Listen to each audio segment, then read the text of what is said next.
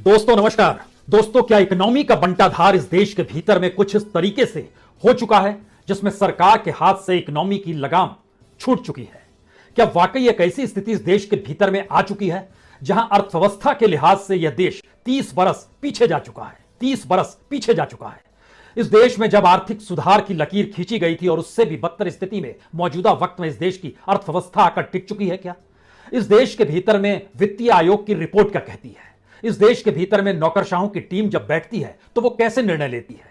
इस देश के भीतर में जब अर्थव्यवस्था को संभालने का जिक्र होता है तो आखिर मुश्किल वक्त में ऐलान दर ऐलान में सरकार कोई राहत इस देश की जनता को दे क्यों नहीं पाती है? और आज भी जब इस देश के वित्त मंत्री ने ऐलान किया तो उन्होंने एक फेरिस्त बताई, हम आपको कर्ज देंगे, कोरोना प्रभावित सेक्टरों को 1,10,000 करोड़ का हम लोन दे देंगे, हम हेल्थ केयर सेक्टर को 50,000 करोड़ का लोन दे देंगे, हम टूरिस्ट गाइड्स के लिए 1 लाख रुपए तक का लोन दे देंगे। यानी लोन लेगा कोई कैसे जब इस देश के पास उसकी जेब पूरी तरीके से खाली हो चली है? सवाल सरकारी खजाने भर का नहीं है, सवाल यह हो चला है कि इस देश के नागरिकों की स्थिति क्या है और कैसे कैसे निर्णय इस देश के भीतर में किस रूप में लिए जाते हैं। हम आपको 48 घंटे पहले की परिस्थिति एक बतलाते हैं। मिनिस्टरों की मौजूदगी है जो इस देश के टॉप कैबिनेट मिनिस्टर्स हैं, जो इस देश की अर्थव्यवस्था को लेकर निर्णय लेते हैं।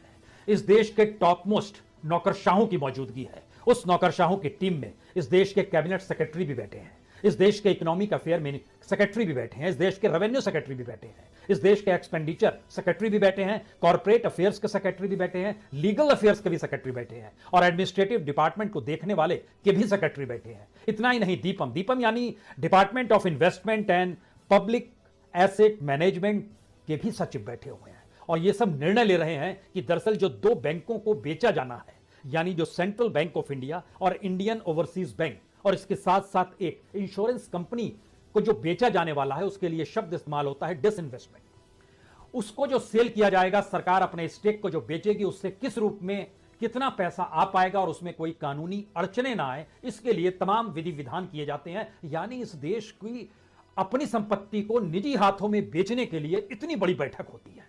अब आपके जहन में सवाल होगा, क्या सारी बैठकें इसीलिए हो रही है कि इस देश की अर्थव्यवस्था की लगाम हाथ से निकल चुकी है और किसी भी तरीके से पैसा चाहिए? तो हमें लगता है कि आज एक ऐसी परिस्थिति में यह देश आया है जो इससे पहले कभी नहीं था, क्योंकि पहली बार इस देश की जो जीडीपी पर जो कर्ज है वह बढ़ते बढ़ते बढ़ते बढ़ते लगभग 59% हो चला है। ये 59% की स्थिति जो थी 2012 में अगर आप चले जाइएगा तो उस समय 51% थी, और 91 में अगर आप चले जाइएगा तो भी ये उस रूप में नहीं थी, उस वक्त भी 55% की स्थिति में बिगड़ी हुई स्थिति थी। सवाल यह है कि हमारा जो फाइशियल डेफिसिट, जिसको राजकोषीय घाटा कहते हैं, वो लगभग जीडीपी का बढ़ते बढ़ते 9.2% हो गया है। जो रेवेन्यू है, जो हमारे पास जो कमाई होती है, वह सिर्फ 1 साल के भीतर में 3% और कम हो गया है। जो इकोनॉमी हमारी है वो श्रिंक कर रही है। इकोनॉमी के बढ़ने का मतलब जो 5 ट्रिलियन का सपना देखा गया, वो सपना भी लगभग 7.5% और सिकुड़ गया है, पैसा और कम हो गया है। अब सवाल यह है कि इस देश की जो फाइनेंशियल कमीशन है, उसकी जो 15th रिपोर्ट आती है, वो बहुत साफ तौर पर कहती है जो हालात हैं, स्थिति और बिगड़ेगी।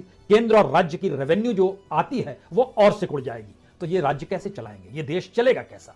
पैसा कहां से आएगा? इस देश की सारी चीजों को सेल किया जाएगा? बात यहां पर नहीं आती है।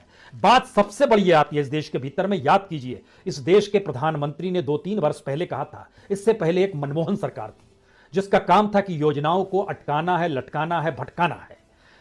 हमने जब जानकारी हासिल की कि ministry of statistics and programme implementation जो तमाम आंकड़ों की जानकारी देता है, उसने एक हैरत अंगेज जानकारी दे डाली।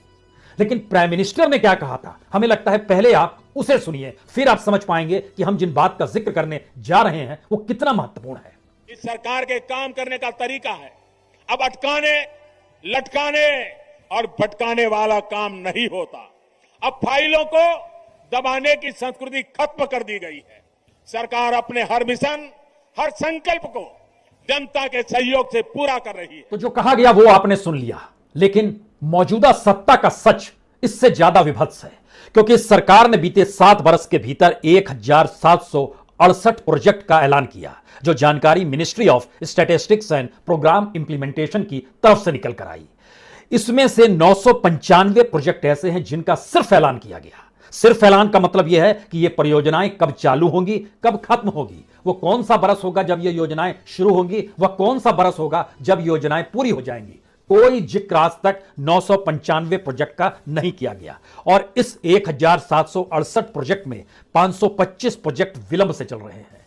इसमें से 100 प्रोजेक्ट ऐसे जो अभी भी लगभग 1 से 12 महीने तक की देरी से, 124 प्रोजेक्ट ऐसे जो लगभग 1 से 2 साल की देरी से, 182 प्रोजेक्ट ऐसे जो लगभग 25 से 60 महीने तक की देरी से और 119 प्रोजेक्ट ऐसे जो 5 साल से भी अभी ज्यादा का वक्त लेंगे।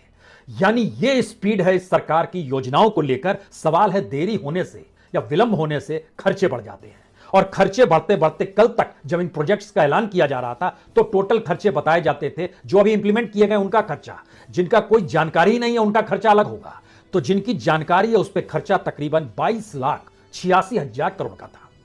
आज की तारीख में जब ये योजनाएं बढ़ती चली जा रही हैं तो इनका खर्चा 27,27,000 करोड़ का हो गया, यानी तकरीबन 4,40,000 करोड़ रुपए खर्च बढ़ गए। ये खर्चा उसी सरकारी बक्से पर पड़ा है जिसमें पैसा है ही नहीं। इसीलिए सरकार आज की तारीख में जब भी ऐलान कहती है तो वो कोई राहत नहीं देती है, वो कहती है हम आपको लोन दे देंगे, लेकिन मुश्किल इतनी पर नहीं है। सरकार ने अपने तौर पर जो भी ऐलान जिस रूप में किया उसकी बेसिक सच फाइनेंशियल आयोग की रिपोर्ट बहुत साफ तौर पर कहती है कि स्थिति इतनी विकट आ गई है इस देश के भीतर में कि जो फेशियल रिस्पॉन्सिबिलिटी और बजट मैनेजमेंट है वह भी डगमगाने लगा है। यानी हम लोग जो बरस दर बजट बनाते हैं और उसके जरिए ये तय करते हैं कि राजकोषीय घाटा ना हो, पैसा आने लगे सरकारी खजाने में, वह इतना डगमगा गया है कि वह खुद बता रही है कि अब आपको एक रिव्यू पैनल बनाना होगा। रिव्यू पैनल इसलिए बनाना है क्योंकि जो ड्राफ्ट किया गया इससे पहले उससे हटकर एक न्यू फेशियल कंसल्टेशन फ्रेमवर्क बनाने की जरूरत है, यानी एक नए इंफ्रास्ट्रक्चर को बनाने की जरूरत है। अन्यथा होगा क्या? अन्यथा यह होगा कि हमारे ऊपर जो जीडीपी पर जो कर्ज है वो बढ़ता चला जाएगा और बढ़ते बढ़ते हो सकता है वो 90% तक पहुंच जाए। और यह है 2023, 24, 25, 26 तक की परिस्थितियां बताई जा रही है।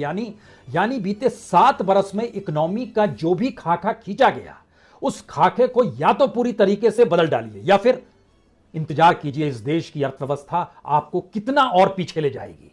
जिक्र तो आर्थिक सुधार और मार्केट इकोनॉमी को लेकर अभी हम आपसे कर रहे हैं क्योंकि आत्मनिर्भरता का ऐलान इसी दौर में किया गया जब यह देश महामारी से आमने सामने था।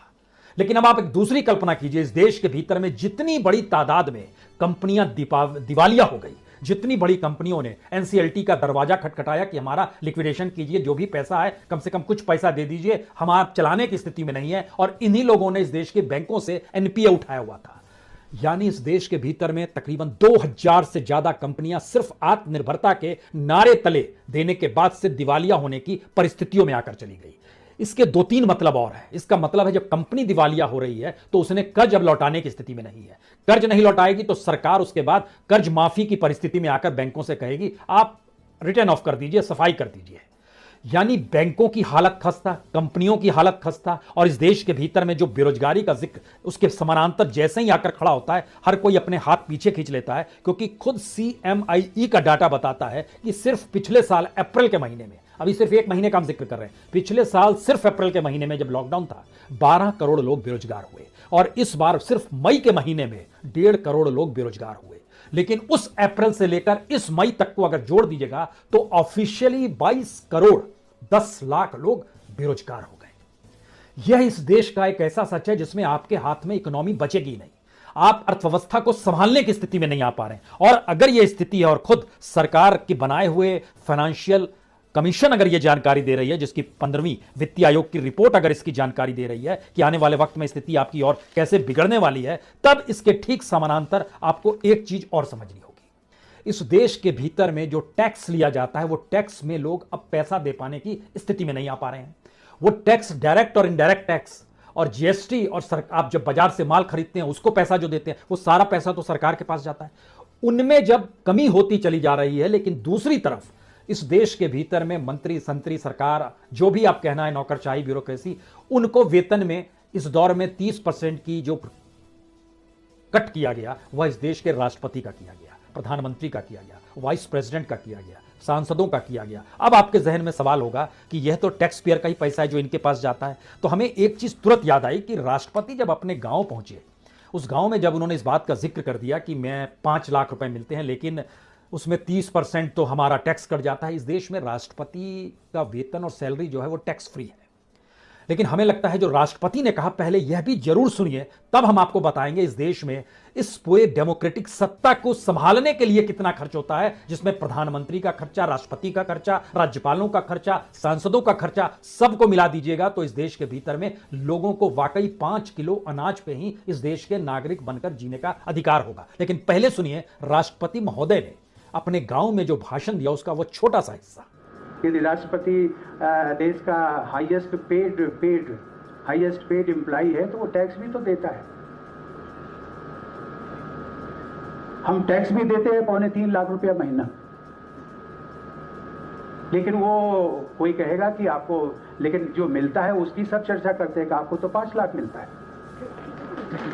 तो उसमें से हर महीने 2.25 लाख निकल जाता है, बचा कितना? और जितना बचा उससे अधिक तो हमारे अधिकारी और उन सबको मिलता है कि जो टीचर्स बैठी हुई है ना, टीचर्स, उन सबको सबसे